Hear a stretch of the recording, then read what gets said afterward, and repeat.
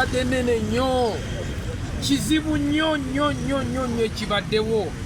Ekyokubiri, twetaaga abalala balina okuyimirira, kubanga bwe tuba tulwana, mumanyi nino okulwanyisa ebintu bino emize emibi abantu abasinga basirika. Mukimanyi nti okwogera amazima babadde batono era tubadde tusigala batono. Twetaaga omulembe omulala, naye kati nzize njala kubeerako ne famire ye, okubabeerako, okubakubagiza, okukaabako nabo. Tulumwa wadde nze ndi pasita, ndi mukristaayo, naye tubadde tukwatira wamu okuzimba eggwanga. So eggwanga lyonna bannange kyannaku muganda waffe omukulembeze w'eddiini, omubuulirizi atufuddeko.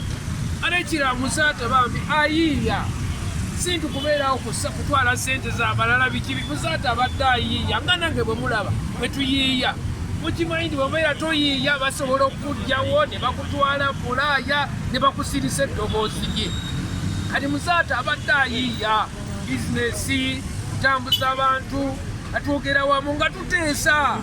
Kasita Abamerika baali bantaganya wano, muzaata nga nkubira essimu, kasita nywera kumasigalako.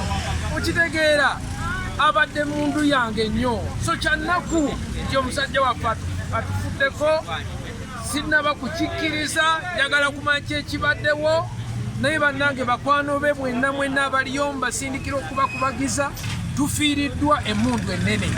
Ekigambo kyange kye mbadde njagala kukola okwogera.